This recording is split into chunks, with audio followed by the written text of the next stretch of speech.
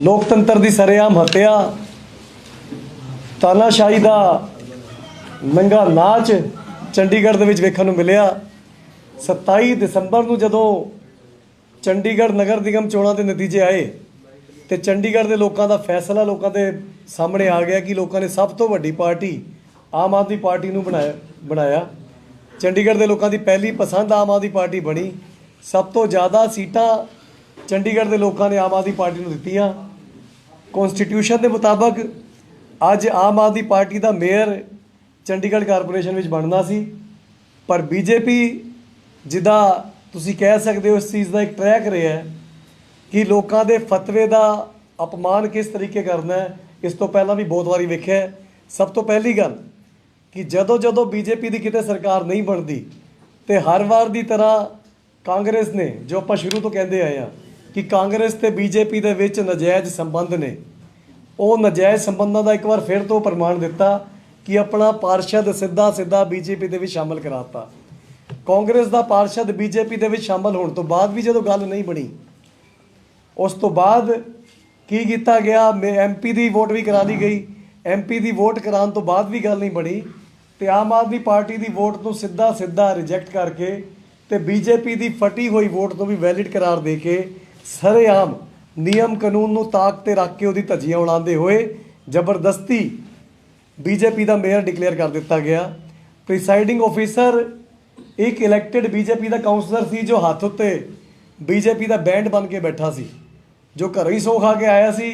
ਨਿਯਮ ਕਾਨੂੰਨ ਜਾਣ ਇੱਕ ਸਾਈਡ ਤੇ ਆਪਾਂ ਤੇ ਬੀਜੇਪੀ ਦਾ ਮੇਅਰ ਬਣਾ ਕੇ ਆਵਾਂਗੇ। ਸਾਰੇ ਨਿਯਮ ਕਾਨੂੰਨਾਂ ਨੂੰ ਇੱਕ ਸਾਈਡ ਤੇ ਰੱਖਦੇ ਹੋਏ ਬੀਜੇਪੀ ਦਾ ਮੇਅਰ ਅੱਜ ਜਿਸ ਤਰੀਕੇ ਬਣਾਇਆ ਗਿਆ, ਲੋਕਤੰਤਰ ਦੀ ਹੱਤਿਆ ਹੈ। ਬਹੁਤ ਸ਼ਰਮਨਾਕ ਕੰਮ ਅੱਜ ਚੰਡੀਗੜ੍ਹ ਦੇ ਵਿੱਚ ਹੋਇਆ। ਚੰਡੀਗੜ੍ਹ ਦੇ ਲੋਕਾਂ ਦੇ ਵਿੱਚ ਇਸ ਚੀਜ਼ ਦਾ ਬਹੁਤ ਜ਼ਬਰਦਸਤ ਰੋਸ਼ ਹੈ ਕਿ ਸਾਡੇ ਫੈਸਲੇ ਦੇ ਖਿਲਾਫ ਬੀਜੇਪੀ ਤੋਂ ਤਾਂ ਚਲੋ ਉਮੀਦ ਕੀਤੀ ਜਾ ਸਕਦੀ ਸੀ, ਪਰ ਚੰਡੀਗੜ੍ਹ ਦੀ ਅਫਸਰਸ਼ਾਹੀ ਨੇ ਜਿਸ ਤਰੀਕੇ ਸੰਵਿਧਾਨ ਦਾ ਅੱਜ ਨਿਰਾਦਰ ਕੀਤਾ ਤੇ ਬੀਜੇਪੀ ਦੇ ਪੇਡ ਵਰਕਰ ਹੋਣ ਦਾ ਅੱਜ ਫਰਜ਼ ਅਦਾ ਕੀਤਾ, ਉਹ ਵੇਖ ਕੇ ਚੰਡੀਗੜ੍ਹ ਦੇ ਲੋਕਾਂ ਵਿੱਚ ਬਹੁਤ ਜ਼ਿਆਦਾ ਨਿਰਾਸ਼ਾ ਹੈ। ਚੰਡੀਗੜ੍ਹ ਮਿਊਨਿਸਪਲ ਕਾਰਪੋਰੇਸ਼ਨ ਦੇ ਦਫ਼ਤਰ ਦੇ ਬਾਹਰ ਵੱਡੀ ਗਿਣਤੀ ਵਿੱਚ ਲੋਕ ਆਪਣੇ ਰੋਸ਼ ਦਾ ਪ੍ਰਦਰਸ਼ਨ ਕਰ ਰਹੇ ਨੇ ਤੇ ਆਪਾਂ ਚੇਤਾਵਨੀ ਦੇਣਾ ਚਾਹੁੰਦੇ ਹਾਂ ਉਹ ਸਾਰੇ ਅਹੁਦੇਦਾਰਾਂ ਨੂੰ, ਉਹ ਸਾਰੇ ਅਧਿਕਾਰੀਆਂ ਨੂੰ ਕਿ ਇਮੀਡੀਏਟਲੀ ਨਿਰਪੱਖ ਤਰੀਕੇ ਦੇ ਨਾਲ ਚੰਡੀਗੜ੍ਹ ਐਮਸੀਜ਼ ਦੀ ਰੀਕਾਊਂਟਿੰਗ ਕਰਾਈ ਜਾਵੇ ਤੇ ਨਿਰਪੱਖ ਤਰੀਕੇ ਦੇ ਨਾਲ ਚੰਡੀਗੜ੍ਹ ਦਾ ਮੇਅਰ ਚੁਣਿਆ ਜਾਵੇ। ਨਹੀਂ ਤੇ ਜੋ ਵੀ ਲੀਗਲ ਪ੍ਰੋਸੀਡਿੰਗ ਹੋਏਗੀ ਆਪਾਂ ਉਹਦਾ ਸਹਾਰਾ ਲਾਂਗੇ। ਸਾਨੂੰ ਪੂਰਾ ਯਕੀਨ ਹੈ ਕਿ ਕੋਰਟ ਤੋਂ ਸਾਨੂੰ ਨਿਆਂ ਜ਼ਰੂਰ ਮਿਲੇਗਾ ਤੇ ਜੱਜ ਜੋ ਅੱਜ ਧਾਂਦਲੀ ਕੀਤੀ ਹੈ ਬੀਜੇਪੀ ਤੇ ਚੰਡੀਗੜ੍ਹ ਦੀ ਅਫਸਰਸ਼ਾਹੀ ਨੇ ਮਿਲ ਕੇ, ਇਹਦਾ ਪਰਦਾਫਾਸ਼ ਕੋਰਟ ਵਿੱਚ ਜਾ ਕੇ ਜ਼ਰੂਰ ਹੋਏਗਾ। एक जी मेरे नाल पंजाब के सह प्रभारी राघव चड्डा जी, विनय मिश्रा जी भी मौजूद ने।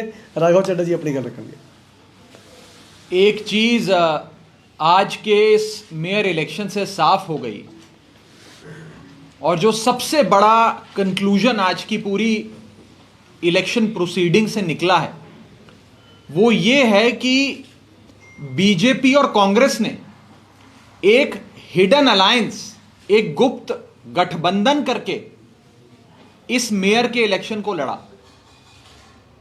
बीजेपी और कांग्रेस की सांठगांठ हुई और रल मिलके बीजेपी और कांग्रेस ने अपने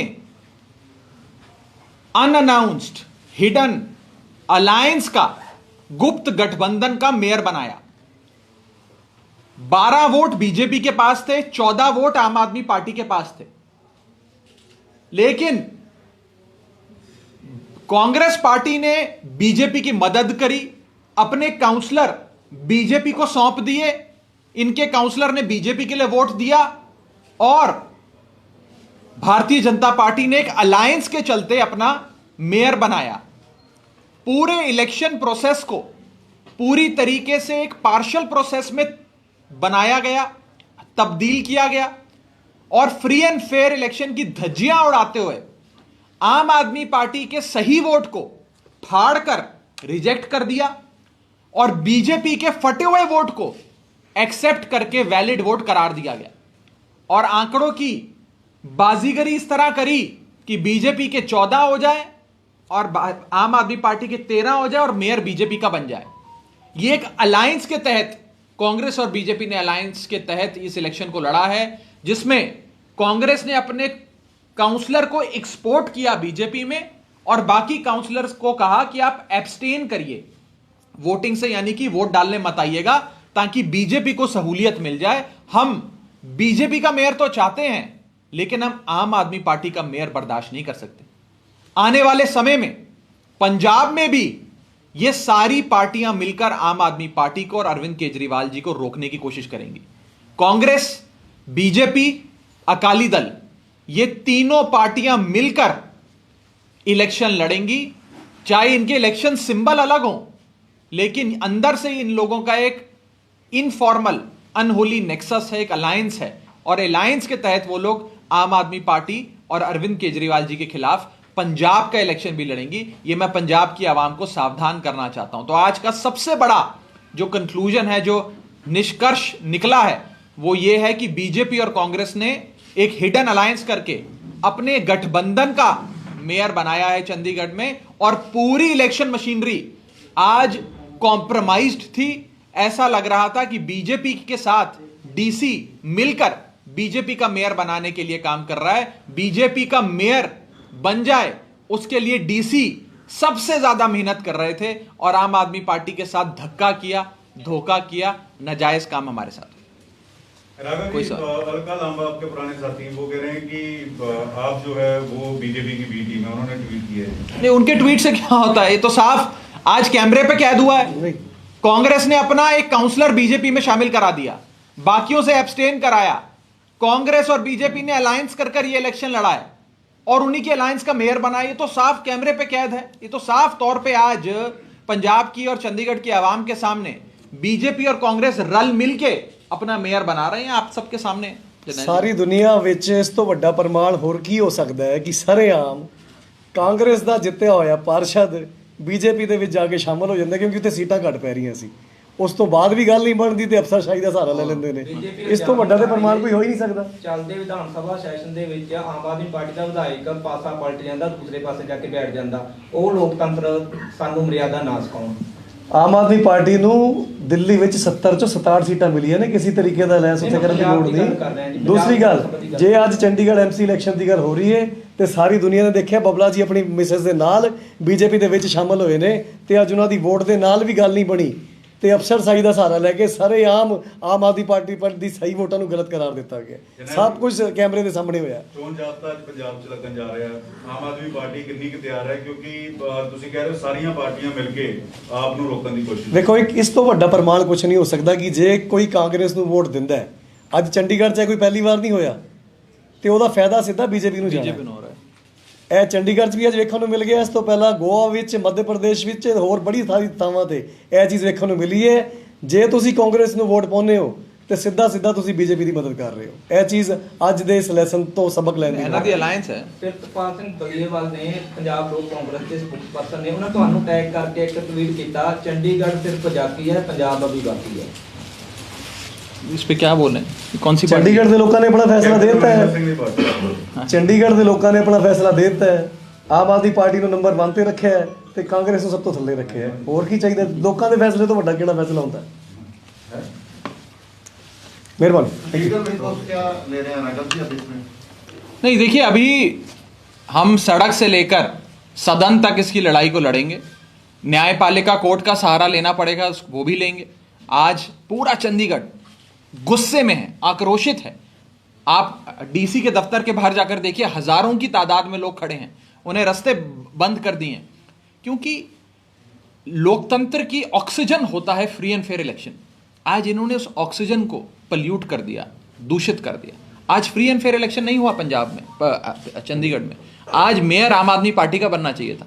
चंडीगढ़ के लोगों ने आम आदमी पार्टी को वोट दिया, सबसे ज्यादा सीटें आम आदमी पार्टी को मिली, आंकड़े हमारे साथ थे, मेयर हमारा बनना चाहिए था। लेकिन ये बीजेपी और कांग्रेस ने अलायंस कर ली, साथ में अफसरशाही को खरीद लिया, और मिलके उन्होंने आम आदमी पार्टी के साथ धक्का किया। और ये धक्का आम आदमी पार्टी के साथ नहीं, चंडीगढ़ की आवाम के साथ हुआ है। और इसीलिए मैं हम सब, जर्नैल भाई, हम सब विनय भाई मिलके आप सबके सामने, पंजाब की आवाम के सामने ये मैसेज देना चाहते हैं, स्नेहा देना चाहते हैं, पैगाम देना चाहते हैं कि कहीं पंजाब में भी ये ऐसा धोखा ना करें। आप सब सावधान हो जाइए।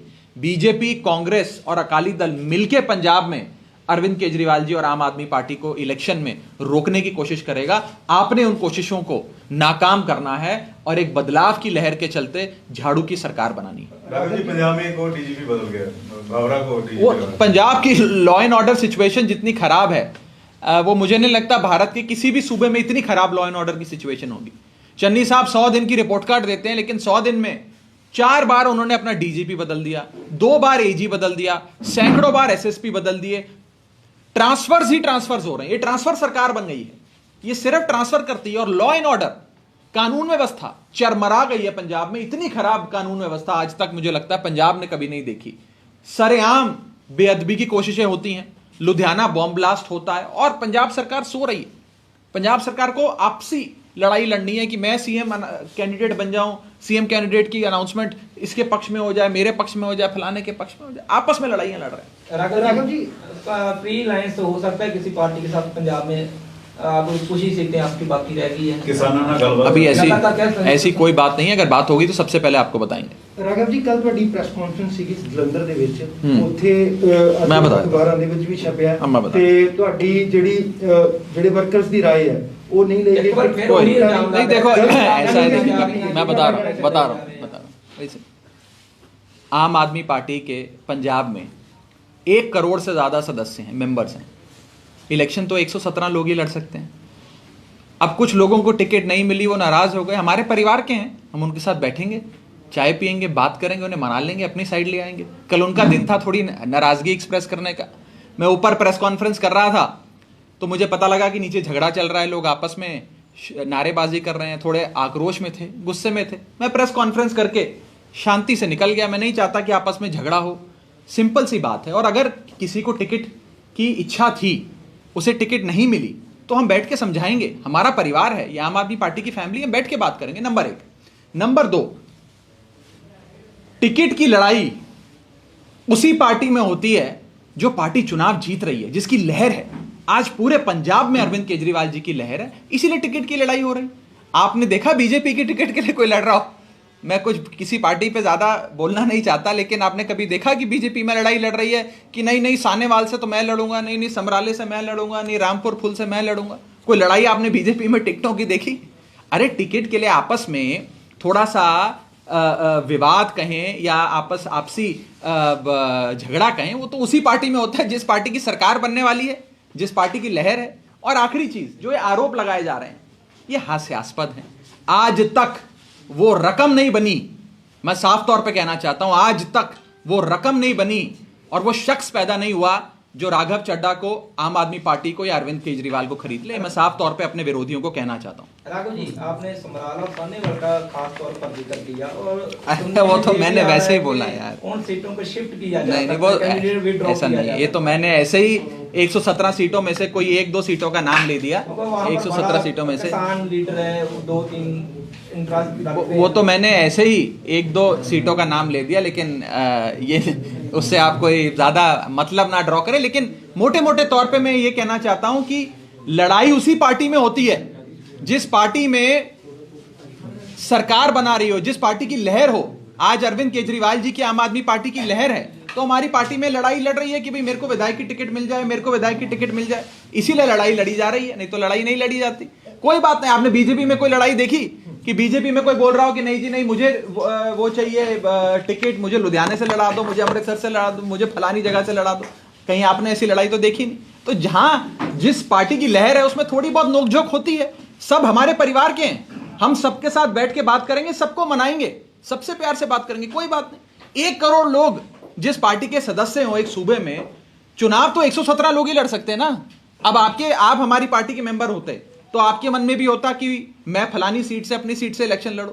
अगर टिकट आपको नहीं मिलती तो आप भी नाराज हो जाते, थोड़ा आप भी मेरे से तीखे शब्दों में बात करते, फिर मुझे आपको अपने घर बुलाना पड़ता, चाय पिलानी पड़ती, साथ में गजरेला खिलाना पड़ता। तो मैं खिलाऊंगा आपको मनाऊंगा। ਰਾਘਵ ਜੀ, ਬੀਜੇਪੀ ਨੇ ਤੁਹਾਡਾ ਰਸਤਾ ਰੋਕ ਦਿੱਤਾ ਚੰਡੀਗੜ੍ਹ ਵਿੱਚ, ਕਿਤੇ ਉੱਥੇ ਪੰਜਾਬ 'ਚ ਵੀ ਕਿਸ ਤਰੀਕੇ ਨਾਲ ਜੇ ਰੋਕ ਦਿੱਤਾ, ਫਿਰ ਕਿਵੇਂ ਤੁਸੀਂ? नहीं देखिए, मैं तो आज इस प्रेस कॉन्फ्रेंस के जरिए पंजाब की आवाम को सावधान करना चाहता हूं कि जो चंडीगढ़ में इन सारी पार्टियों ने रल के मिल के किया है, ये वैसा ही कुछ पंजाब में करने की कोशिश करेंगे। पिछली बार सारे वोट क्लिनिकल प्रिसिशन से बीजेपी ने अपने भी और अकाली दल के भी कांग्रेस को शिफ्ट कराए थे, क्योंकि कांग्रेस दौड़ में आम आदमी पार्टी के करीब आती नजर आ रही थी। क्योंकि अकाली नहीं हरा सकते थे हमें, बीजेपी नहीं हरा सकती थी हमें, तो उन्होंने कहा कि भाई हम अपने वोट कांग्रेस को दे देते हैं, हम सबके वोट मिल जाएं तो आम आदमी पार्टी हार जाएगी, कांग्रेस जीत जाएगी। कांग्रेस का सीएम इन्हें बर्दाश्त है, लेकिन भाजपा वालों को आम आदमी पार्टी का सीएम, आम आदमी पार्टी की सरकार बर्दाश्त नहीं है। और यह बात मैं नहीं कह रहा, नरेश गुजराल साहब जो अकाली दल के राज्यसभा सांसद हैं, उन्होंने, अकाली दल के कई साबका मंत्रियों ने यह बात समय समय पर कही कि बीजेपी ने अपना वोट और अकाली दल का वोट कांग्रेस को ट्रांसफर कराया था 2017 के इलेक्शंस में, ताकि आम आदमी पार्टी की सरकार ना बने।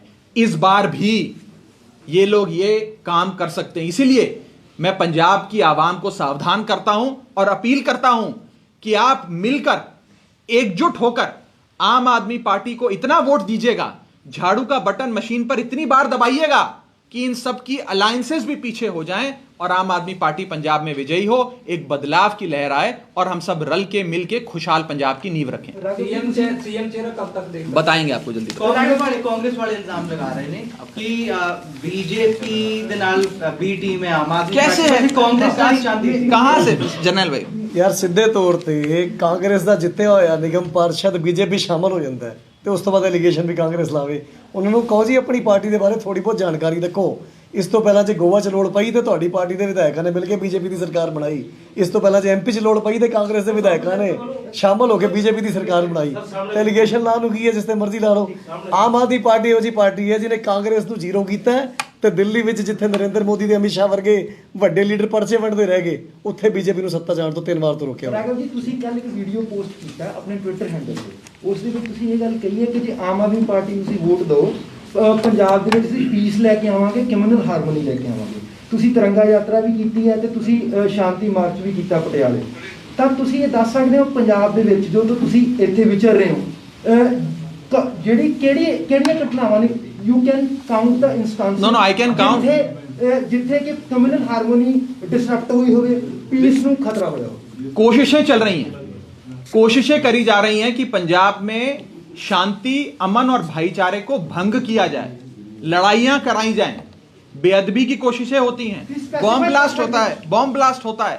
ये सारी कोशिशें पंजाब के अंदर पीस और हार्मनी डिस्टर्ब हो जाए और इलेक्शन के अंदर पोलराइजेशन हो, कुछ पार्टियों को फायदा हो, इसलिए ये किया जा रहा है। नहीं, हम तो शांति का तिरंगा यात्रा निकालना पोलराइजेशन है, शांति मार्च निकालना पोलराइजेशन है। हाथ जोड़कर ये बेनती करना कि आम आदमी पार्टी एक शांति, सद्भाव और लॉ एंड ऑर्डर की सिचुएशन पंजाब में कायम करेगी, ये पोलराइज करने का अटेम्प्ट है। ये तो साफ तौर पे दूसरी पार्टियां और कुछ एंटी सोशल लोग हैं जो पंजाब का माहौल बिगाड़ना चाहते हैं। इसीलिए अगर अरविंद केजरीवाल जी की और आम आदमी पार्टी की सरकार पंजाब में बनती है तो एक शांति की नींव हम रखेंगे, अमन, प्यार, भाईचारा, शांति पंजाब में फिर से बहाल होगी। Thank you. यार जब प्रेस कॉन्फ्रेंस चल रही है, आप ना रखिए माइक 2 मिनट, मैंने उसको नीचे भी रखा, पूरा फ्लोर टूट जाता है बोलने का।